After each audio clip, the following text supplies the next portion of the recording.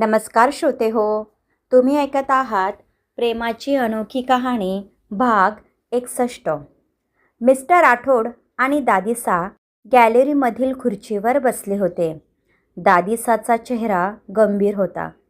त्या काय बोलणार आहे हे मिस्टर राठोड यांना माहीत होतं, परंतु त्यांनी तसं दादिसाला जाणवून दिलं नाही. मासा, सर्व काही ठीक आहे ना? तुम्ही गंभीर दिसत आहात, मिस्टर राठोड म्हणाले. तुम्हाला माहीत आहे प्रताप, आम्हाला काय बोलायचं आहे ते. तुम्हाला एकदाही कामिनीचा विचार आला नाही? विक्रमच्या लग्नाची बातमी ऐकून त्यांची काय अवस्था झाली असेल. एक वेळ आम्ही कामिनीला समजावू शकतो, परंतु भैरवसिंगचा स्वभाव कसा आहे हे तुम्हाला माहीत आहे. आधीच तुमचं आणि त्यांचे विचार जुळत नाही. या सर्वांमुळे कामिनीच्या मनाची काय अवस्था होत असेल, दादिसा म्हणाल्या. आम्ही समजू शकतो मा. कामिनी आमच्या सख्या बहीण नाही, परंतु आम्हाला त्या रक्ताच्या नात्यापेक्षा प्रिय आहे. आणि राहिला प्रश्न भैरवसिंग यांचा, तर ते आम्हाला कधीही आवडले नाही. फक्त कामिनीच्या इच्छेखातर आम्ही त्यांचं लग्न भैरवसिंग यांच्यासोबत लावून दिलं, मिस्टर राठोड म्हणाले. ते सर्व ठीक आहे, परंतु आम्ही कामिनी आणि भैरवसिंग यांना वचन दिलं होतं, त्यांची मुलगी आमच्या विक्रमची बिंदणी होईल. आज फक्त तुमच्यामुळे आमची मान शरमेने झुकली आहे प्रताप. तुम्हाला एकदाही आपल्या माच्या वचनाची आठवण नाही झाली?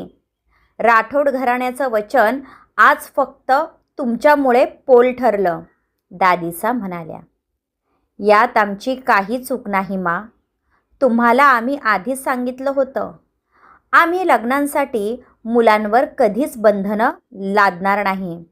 विक्रम यांचं अदितीवर खूप प्रेम आहे आणि खरं सांगू तर दामिनी आणि आम्हालाही त्या मनापासून आवडल्या आहेत.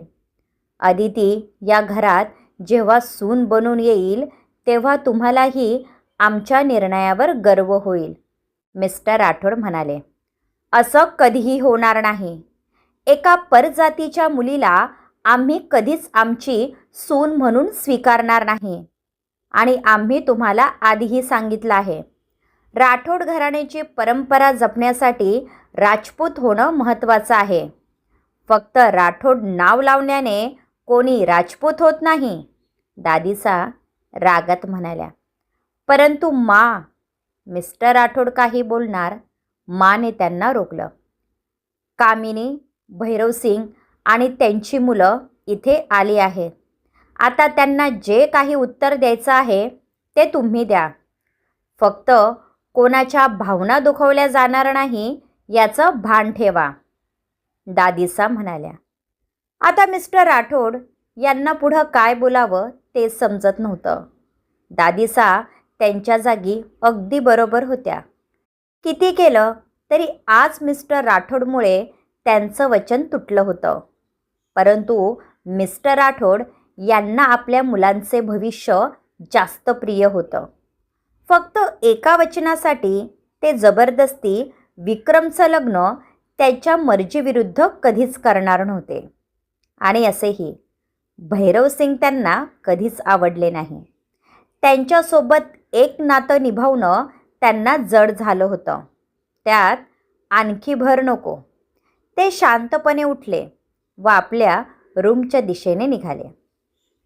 सकाळ झाली होती. अदिती अजूनही झोपेत होती. तिला एकच वाईट सवय होती, ती म्हणजे उशिरापर्यंत झोपायची. काल आल्यापासून तिने तिच्या रूममध्ये आराम केला. अनुपमाने रात्रीचं जेवण तिच्या रूममध्ये पाठवलं होतं.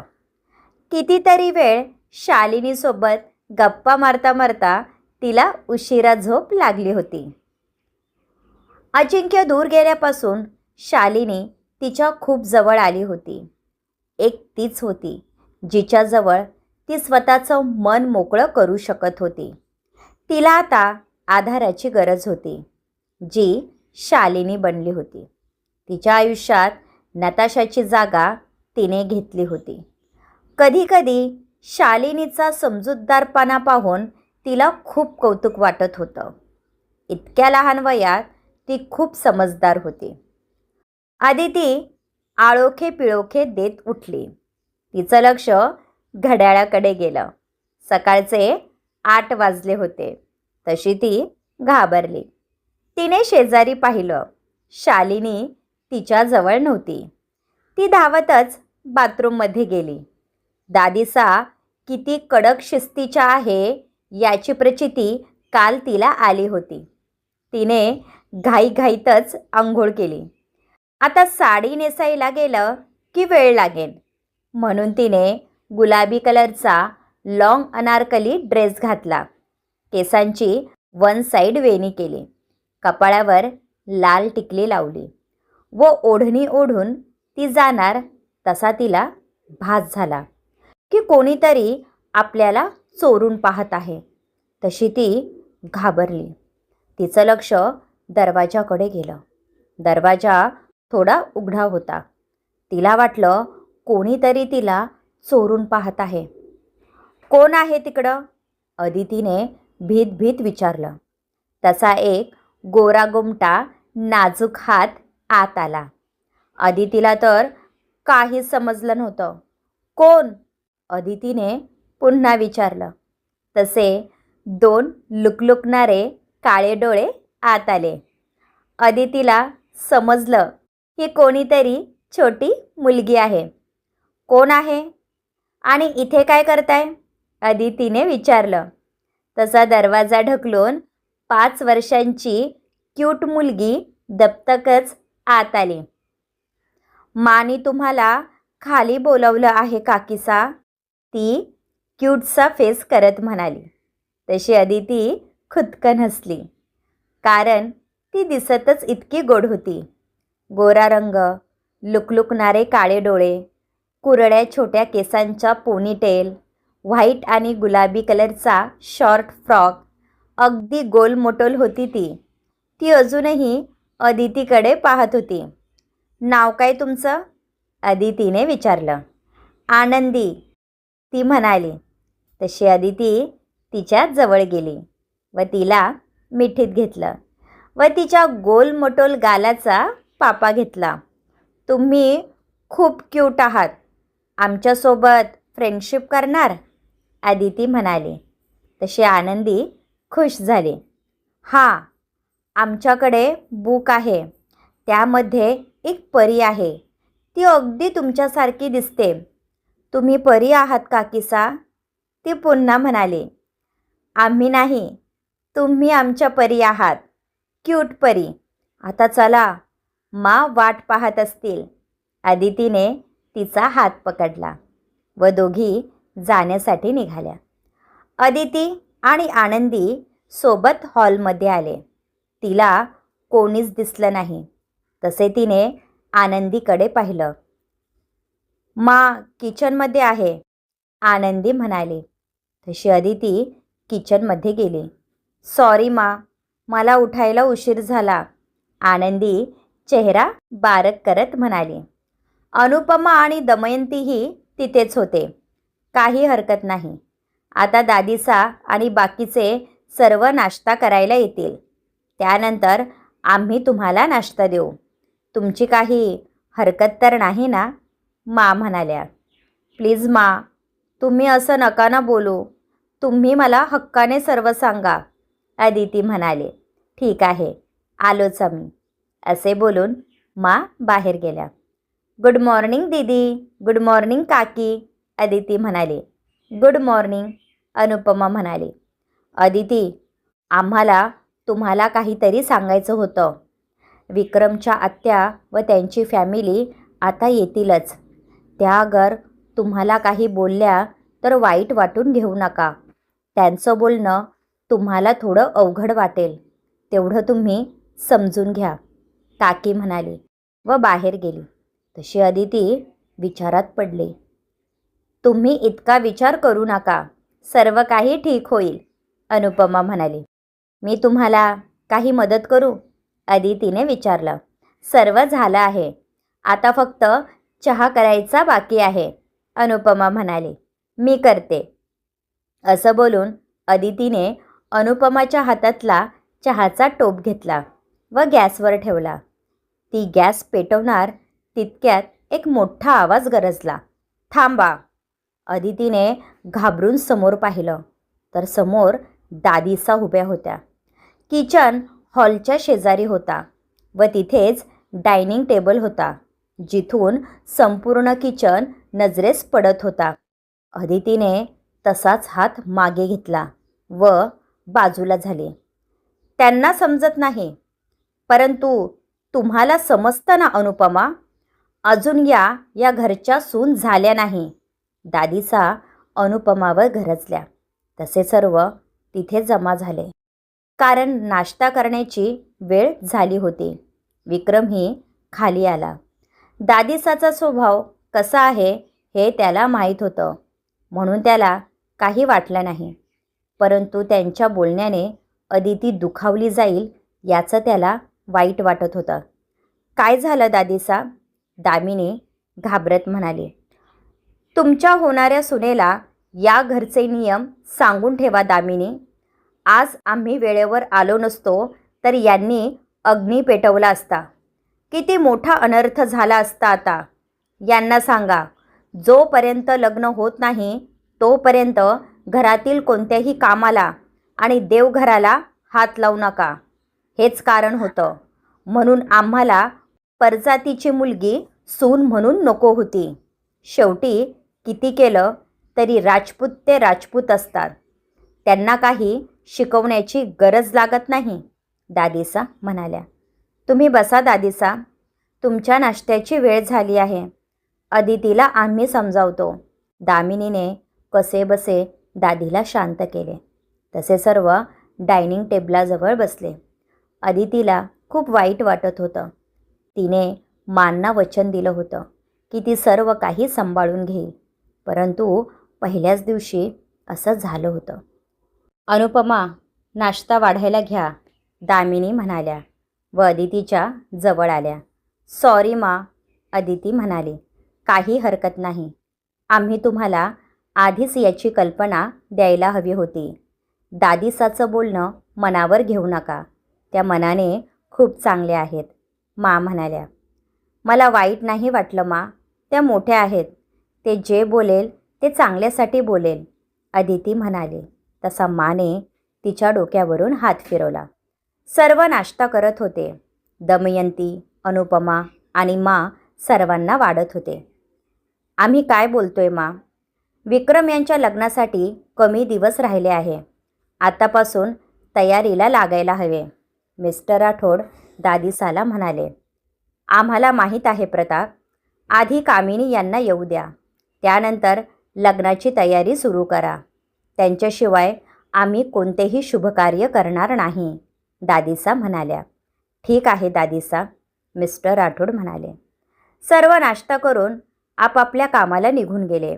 विक्रमला अदितीसोबत बोलायचं होतं, परंतु इतक्या लोकांमध्ये हे शक्य नव्हतं आणि दादीसाला समजलं तर ते अदितीला दोष देतील, म्हणून तो शांत होता. कासा आनंदी विक्रमच्या जवळ आली. तसं विक्रमने तिला उचलून घेतलं. ओ माझा बच्चा, काकीसांना भेटला तुम्ही? विक्रमने विचारलं. हां, त्यांनी माझा पापा घेतला. त्या खूप स्वीट आहे, आनंदी म्हणाली. अगदी आमच्या आनंदीसारख्या, विक्रम म्हणाला व तिला घेऊन बाहेर गेला. आता अदिती, अनुपमा, दमयंती व मा या नाश्ता करण्यासाठी बसल्या होत्या. दीदी, मला तर काही सुचत नाही. कामिनी बाईसा आधीच खूप चिडल्या आहेत. त्या आल्यावर काय होईल देव जाणे, दमयंती मांना म्हणाल्या. तुम्ही काळजी करू नका. ह्यांच्यासमोर त्या काहीच बोलणार नाही. आणि असेही हा विक्रमच्या आयुष्याचा प्रश्न आहे. आपल्या विक्रमसाठी अदिती योग्य आहे, मा म्हणाल्या. अदितीला त्यांचं बोलणं समजलं नव्हतं. ती फक्त ऐकत होती. सर्वांचा नाश्ता झाला. तशा चौघी उठल्या. आता बाकीचे काम करायला नोकर होते. फक्त घरचं जेवण घरच्या स्त्रिया करत असे. ते करतानाही त्यांच्या हाताखाली कामाला नोकर होते. फक्त रसोईला कोणी बाहेरची व्यक्ती हात लावत नसे. राठोड घराण्याची ती रीत होती. अनुपमा, आधी अदितींना आपली हवेली दाखवून आणा, काकीसा म्हणाल्या. तसे अनुपमा अदितीला घेऊन हवेली दाखवण्यासाठी निघाली. हवेली खूपच आलिशान होती. हॉलच्या मधोमध मोठे काचेचे झुंबर होते.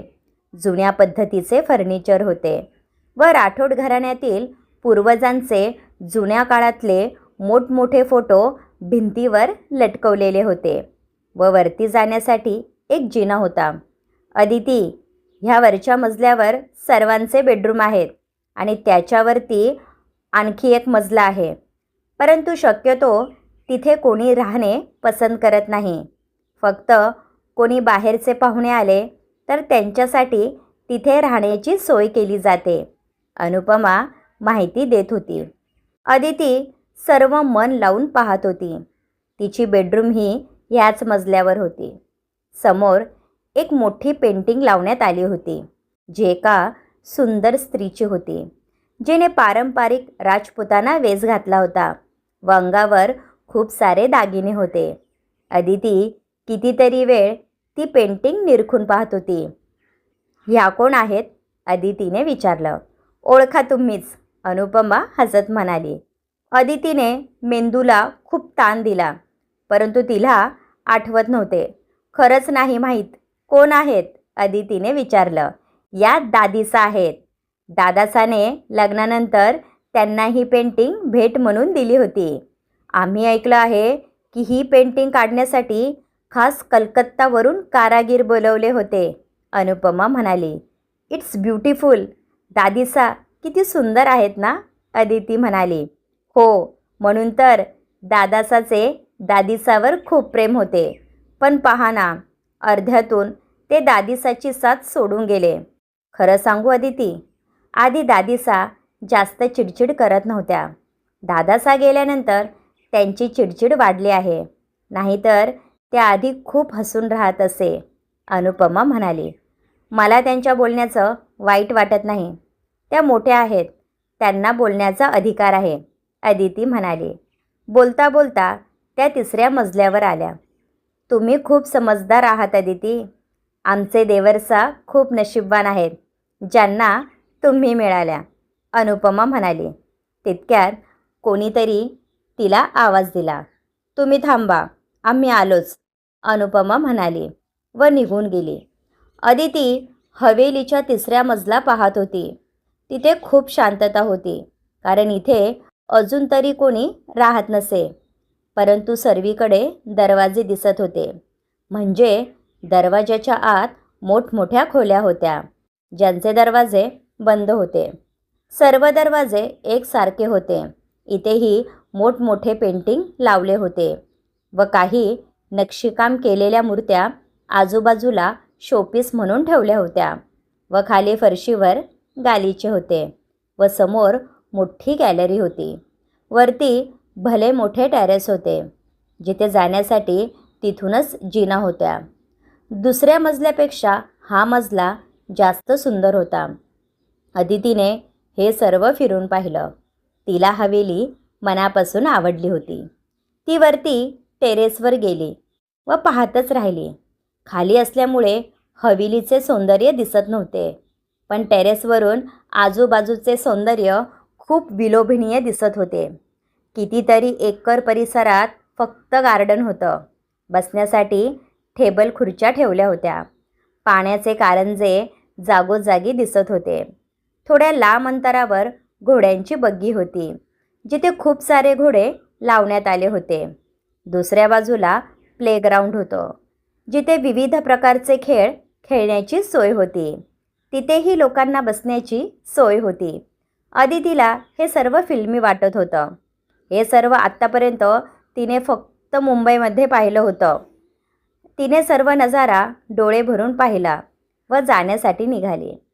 त्या पूर्ण मजल्यावर ती एकटीच होती, याची तिला जाणीव झाली.